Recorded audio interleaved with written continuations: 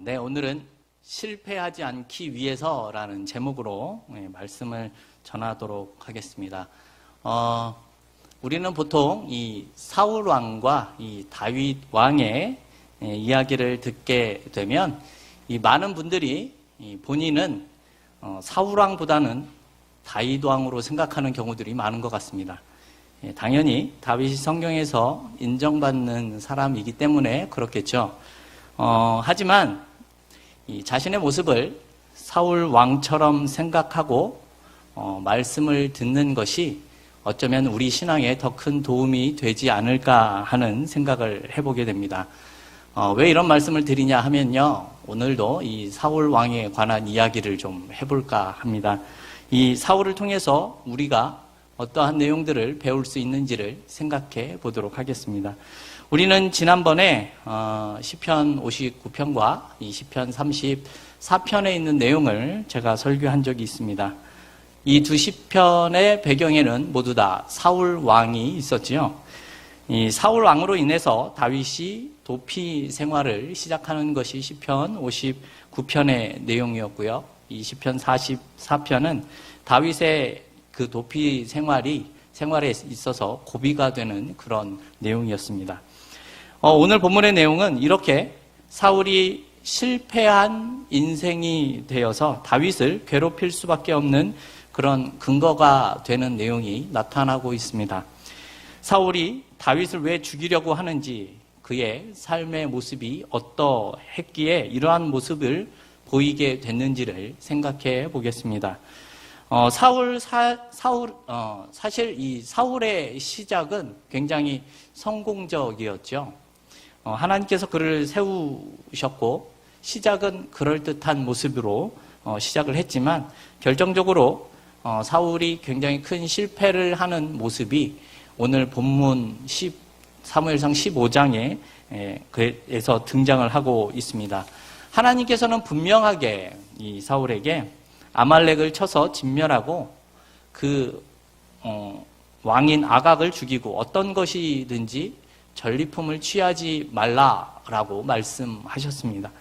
그런데 사울이 그 말을 듣지 않았지요.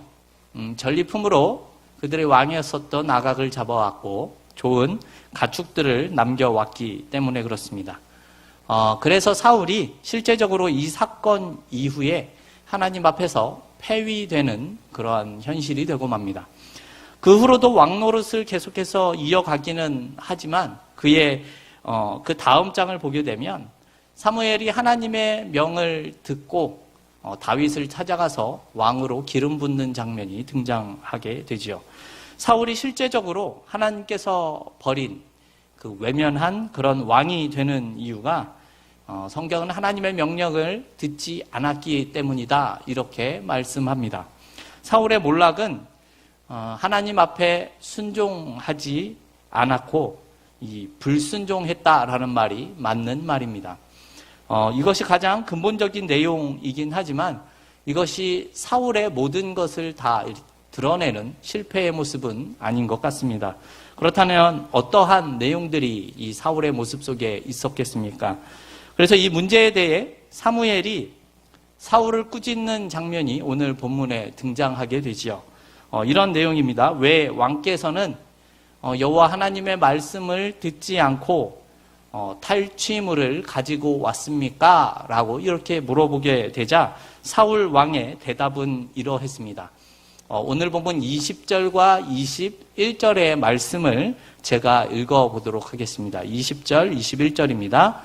사울이 사무엘에게 이르되 나는 실로 여호와의 목소리를 청종하여 여호와께서 보내신 길로 가서 아말렉 왕 아각을 끌어왔고 아말렉 사람을 진멸하였으나 다만 백성이 그 마땅히 멸할 것 중에서 가장 좋은 것으로 길갈에서 당신의 하나님 여호와께 제사하려고 양과 소를 취하였나이다, 이렇게 말씀합니다. 사울왕이 21절에서 하는 내용이 어떤 내용이 있죠? 백성이 원했다. 그래서 그 백성들이 원하는 것을 나는 막을 수가 없었다라는 그런 내용이 보여집니다. 이런 변명을 하면서 또 했었던 말이 무엇인가 하면요. 백성이 이 탈취물을 여호와께 제사하려고 남겼기 때문에 나도 그 말에 수긍했다, 이렇게 말하는 모습이 보여집니다. 방금 말씀드린 21절의 내용을 조금 다르게 표현하면 이렇게 표현할 수 있을 것 같습니다. 사울이 하나님을 두려워하기보다는 백성들을 두려워했다라는 말로 바꿀 수 있을 것 같습니다. 또 이러한 내용을 뒷받침하는 말씀이 또 등장하게 되지요. 24절 말씀을 우리 같이 한번 읽어보겠습니다. 24절입니다. 사울이 사무엘에게 이르되 내가 범죄하였나이다. 내가 여호와의 명령과 당신의 말씀을 어긴 것은 내가 백성을 두려워하여 그들의 말을 청종하였음이니이다. 아멘. 사울이 자신이 범죄를 했다라는 사실을 고백하면서 하는 말이 내가 백성을 두려워했기 때문에 그들의 말을 들었다라고 분명히 이렇게 말씀하고 있습니다. 그리고 그 뒤를 보면 조금 재미있는 장면이 연출이 됩니다. 25절부터 27절 말씀을 제가 읽어보겠습니다. 청하오니 지금 내 죄를 사하고 나와 함께 돌아가서 나로 여호와께 경배하게 하소서. 사무엘이 사울에게 이르되 나는 왕과 함께 돌아가지 아니하리니 이는 왕이 여호와의 말씀을 버렸으므로 여호와께서 왕을 버려 이스라엘 왕이 되지 못하게 하였음이니이다 하고 사무엘이 가려고 돌이킬 때에 사울이 그의 겉옷자락을 붙잡음에 찢어진지라, 이렇게 말씀합니다. 우리는 사울이 단순하게 불순종했다라고 이렇게 생각을 할 수도 있지만 그런 내용 안에 이런 내용들이 포함되어져 있는 겁니다. 내가 백성을 두려워한 것이 맞습니다. 하지만 함께 가서 내 죄도 사해해 주시고 여호와께 경배하게 해 주십시오라는 내용이 나타나고 있죠. 사울왕이 이렇게 말하는 이유를 들어보게 되면 사실은 이것이 뭐가 잘못됐는가라고 생각을 할 수도 있습니다. 하지만 사울은 단순히 하나님 앞에 경배하겠다라는 그런 내용을 가지고 있는 것이 아니라 또 다른 의도를 가지고 있는 것 같습니다. 그 의도가 무엇입니까? 사실 여호와를 경배하는 일에 대해서는 이 이스라엘 백성들에게 있어서 가장 중요한 신앙의 모습입니다. 경배하는 모습은 이스라엘 백성들의 이 정체성이라고 할 수 있기 때문에 그들의 왕은 선지자와 함께 이러한 정체성을 지켜야 하는 것이 당연히 요구되기 때문에 그렇습니다. 하지만 사무엘은 사울의 요청에 대해서 거절하고 있었죠. 사무엘이 거절하는 이유가 무엇입니까? 26절을 보게 되면 사무엘은 사울왕이 여호와의 말씀을 버렸기 때문이다라고 말을 하고 있습니다. 하지만 이러한 내용을 이 문맥에서 이어서 생각을 해보게 되면 사울이 하나님의 말씀보다 백성들을 더 두려워했기 때문에 생긴 일이라는 사실을 우리가 알 수 있습니다. 사울 본인이 이러한 일을 저질렀기는 했지만 그는 자신의 잘못을 제대로 깨닫고 있지 못하고 있습니다. 계속해서 백성들의 눈치를 보는 그러한 모습을 보여주지요. 그것이 바로 백성들의 마음을 사기 위해서 사무엘과 함께 경배하는 모습을 보여주려고 하는 것입니다. 이러한 의도를 알고 있기 때문에 지금 사무엘이 경배하러 가자라는 말을 거절하고 있는 것이죠. 그럼에도 사울이 사무엘의 겉옷자락을 붙잡게 되었고 신랑의 끝에 사무엘의 옷이 찢어지는 그런 모습이 나타납니다. 그냥 옷을 잡았을 때 찢어졌다라고 생각을 하실 수도 있지만 사실은 그 어떤 그런 몸싸움 같은 실랑이가 있었던 것입니다. 그러나 이런 실랑이 끝에 결국은 사무엘이 가기로 결정하는 모습이 나타나죠. 자발적으로 가는 것이 아니죠. 이 사울에 의해서 약간 그 폭력적인 모습에 의해서 마지못해 가는 그런 모습이 보여집니다. 백성의 마음을 사기 위한 일에 자신이 할 수 없이 가기는 하지만 하나님께서 그런 사울왕의 모습에 속지는 않을 것이다 라는 마음으로 사울과 함께 가는 것입니다. 그래서 여기에 뭐라고 나옵니까? 오늘 본문은 아니지만 29절 말씀 우리 같이 한번 읽어볼까요? 29절 말씀입니다. 이스라엘의 지존자는 거짓이나 변개함이 없으시니 사람이 아니심으로 결코 변개하지 않으심이니이다. 아멘. 무슨 뜻입니까? 하나님께서는요, 이 자신의 뜻에 대해서 거짓되이 행치 않겠다. 변함없이 행할 것이다. 이렇게 말하는 내용입니다. 여기서 말하는 하나님의 뜻이 무엇입니까?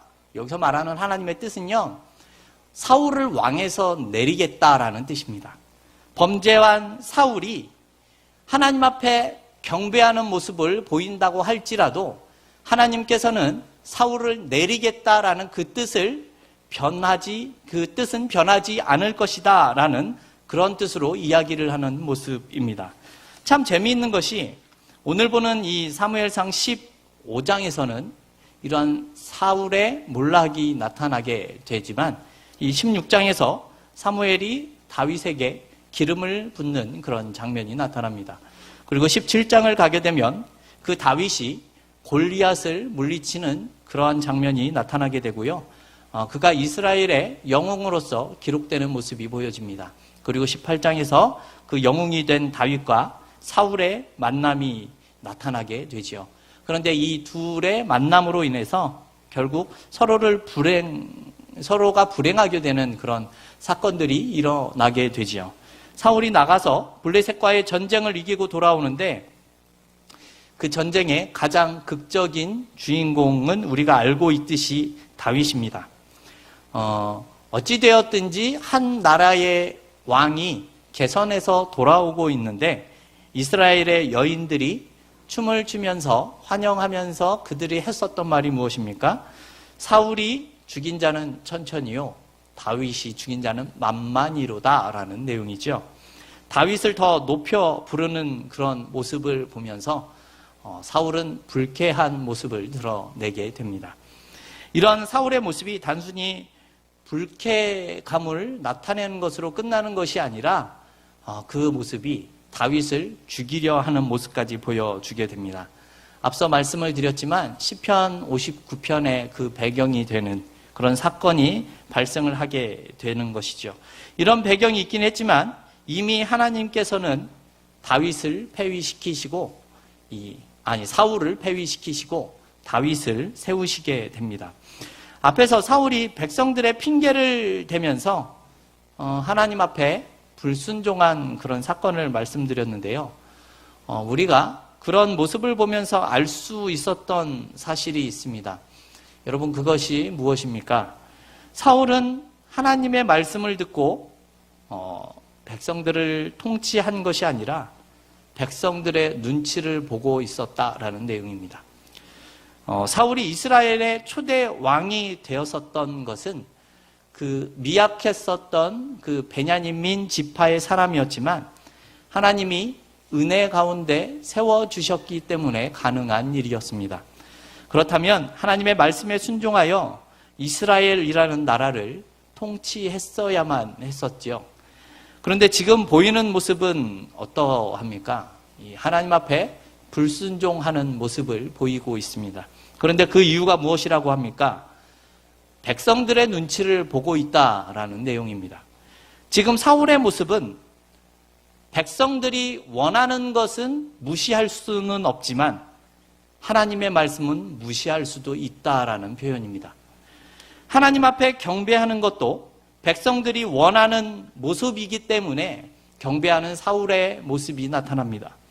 옳지 못한 의도를 가지고 하나님 앞에 나아가려는 이 모습이 잘못된 모습인 줄 아는 사무엘이 그래서 사울을 만류하는 모습을 보여주었었던 것입니다.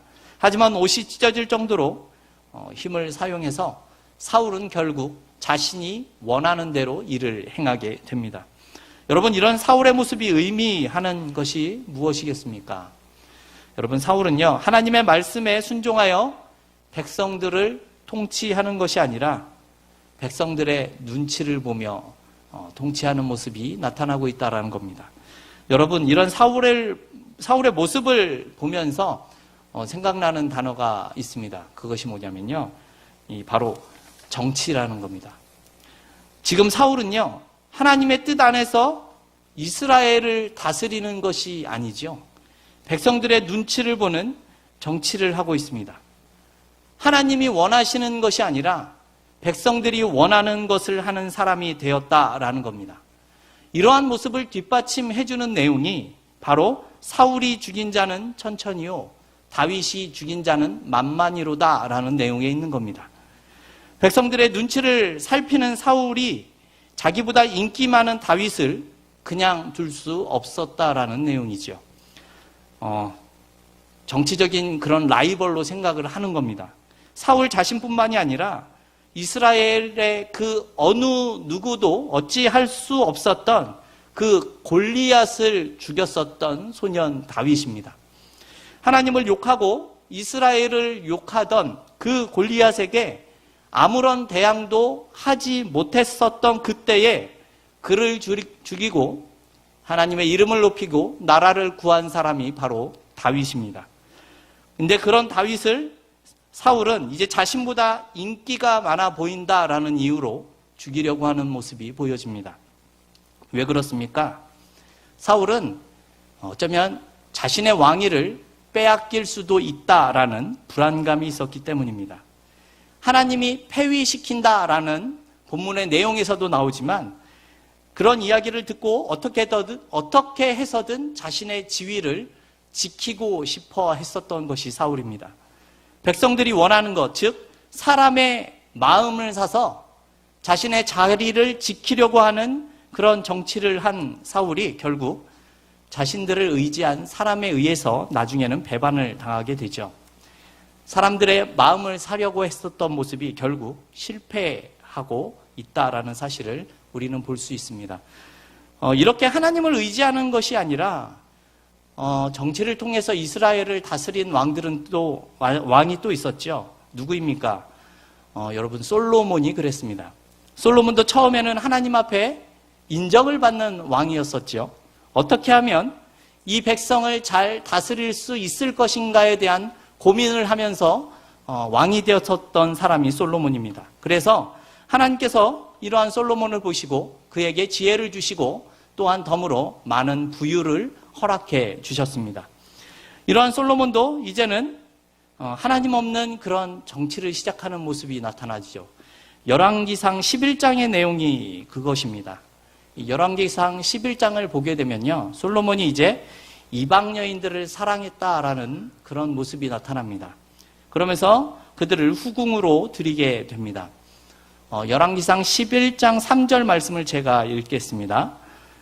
왕은 후비가 700인이요 빈장이 300인이라 왕비들이 왕의 마음을 돌이켰더라, 이렇게 말씀하고 있습니다. 후비는 이 왕의 아내를 뜻하고 빈장은 후궁을 뜻하는 말입니다. 솔로몬은 1000명의 아내를 거느린 사람이었습니다.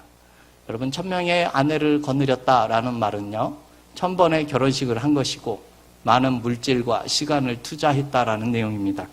이렇게 많은 비용과 시간을 투자한 이유는 이방 여인들과 결혼하기 위해서였다라는 것이죠.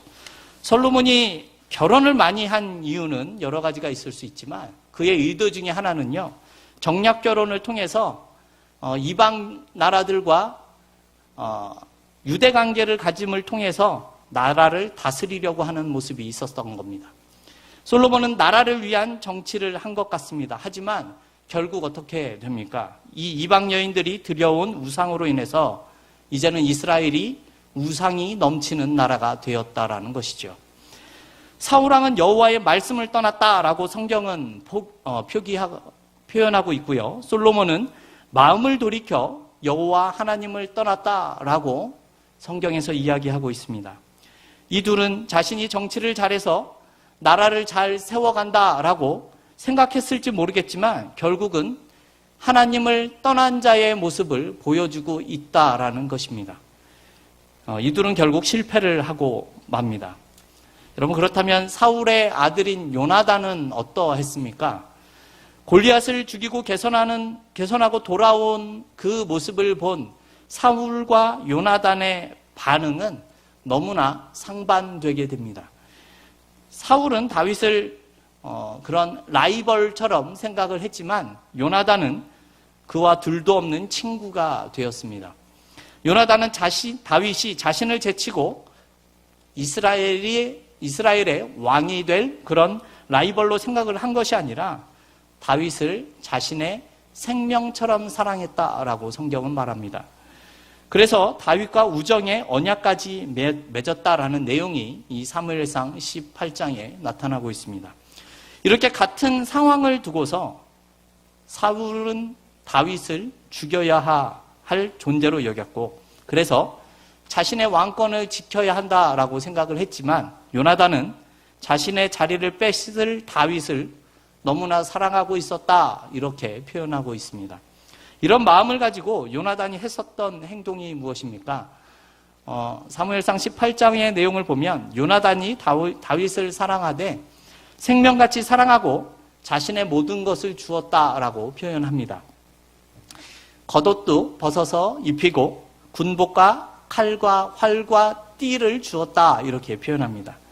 단순히 자신이 가진 것을 주었다라는 의미로도 생각해 볼 수 있지만 결과적으로는 그런 것보다는 조금 더 깊은 의미가 있습니다. 결과적으로 보면 요나단은 이 사울 왕의 후계자이지요. 왕의 아들이니까 사울을 이어서 이 왕자로서 왕이 되는 것은 당연합니다. 그가 다윗을 사랑하게 되고 자기의 모든 것을 그에게 주는 모습이 결국 요나단은 다윗에게 자신의 그런 왕좌를 넘겨주는 꼴이 되고 마는 것이죠. 여러분, 요나단의 모습을 보게 되면 다윗을 향하여 가졌었던 그 아름다운 우정을 자신이 왕이 되는 것보다 더 중요하게 생각했었던 것은 분명한 것 같습니다. 하지만 백성들이 자신만을 높여야 하는데 그러한 모습을 보이지 못한 모습을 목격한 사울은 유일하게 다윗을 죽여야 할 대상으로 생각하게 되는 것입니다.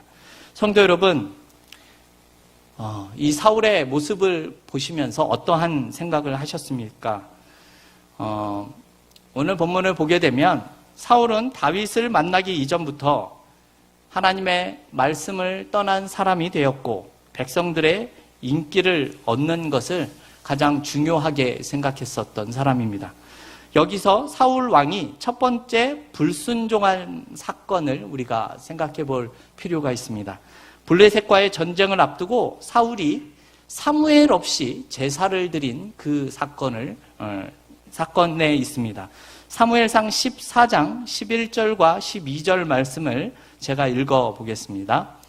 사무엘이 가로되 왕의 행한 것이 무엇이뇨? 사울이 가로되 백성은 나에게서 흩어지고 당신은 정한 날 안에 오지 아니하고 블레셋 사람은 믹마스에 모였음을 내가 보았으므로 이에 내가 이르기를 블레셋 사람은 나를 치러 길갈로 내려오겠거늘 내가 여호와께 은혜를 간구치 못하였다 하고 부득이하여 번제를 드렸나이다, 이렇게 말씀합니다.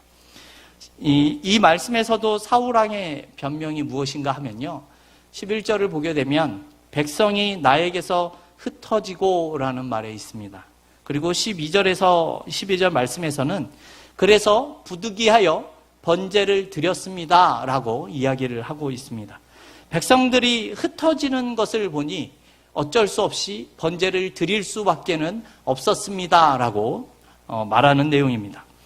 오늘 본문에 나온 말씀과 사울이 동일한 변명을 하고 있는 모습이지요. 사울이 하는 모든 행동은 백성들을 만족시켜 주는 것에 있는 것이지요. 사울은 자신이 왕으로 할 수 있는 가장 좋은 행동이 백성들의 비위를 맞춰주는 것이다 라고 생각을 한 것 같습니다. 하지만 사울은 하나님을 믿는 사람입니다. 그 말은 이 세상의 많은 왕들과는 다른 모습을 보일 수 있어야 했었다라는 얘기입니다. 하나님을 믿는 왕은 어떻게 하면 하나님의 그 계명을 지키면서 이 백성들을 잘 지도할 수 있는지를 고민하는 왕이었어야 했습니다. 처음 솔로몬이 하나님 앞에 고민했었던 그런 내용처럼 말입니다. 하지만 솔로몬이나 사울은 하나님을 향한 그 마음을 돌이켰고 하나님의 말씀에서 떠났다라고 성경은 이야기합니다. 이러한 내용은요, 하나님이 없어도 큰 상관이 없습니다라는 뜻과 동일한 겁니다. 이들의 모습은요, 신본주의적인 신앙의 모습이 아니라 인본주의적인 신앙을 가진 자들의 모습이기 때문입니다. 성도 여러분, 오늘 본문을 통해서 여러분, 우리는 어떠한 생각을 가져야 하는 것입니까? 여러분, 왕이 되었든지 종이 되었든지 간에 하나님을 믿는 모습은 동일하다라는 겁니다.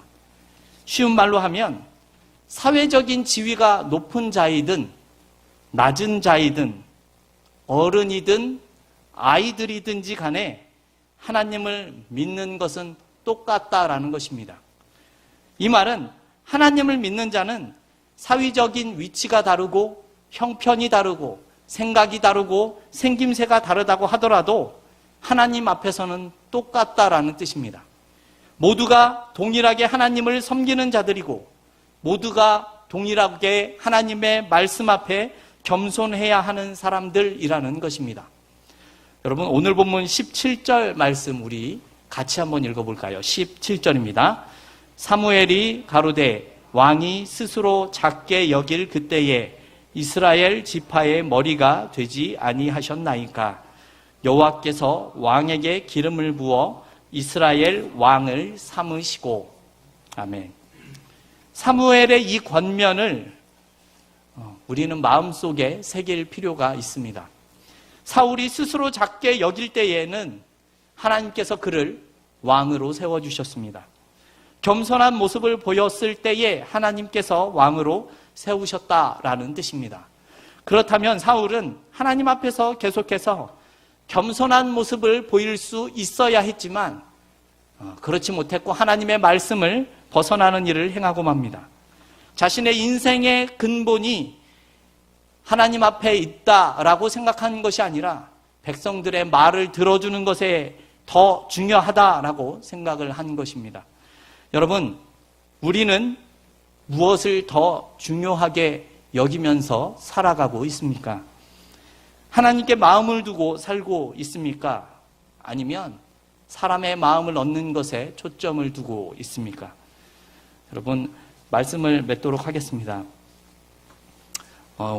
성도 여러분, 우리의 영혼이 실패하지 않는 길은 하나님의 말씀을 붙들고 살아가는 것에 있는 겁니다.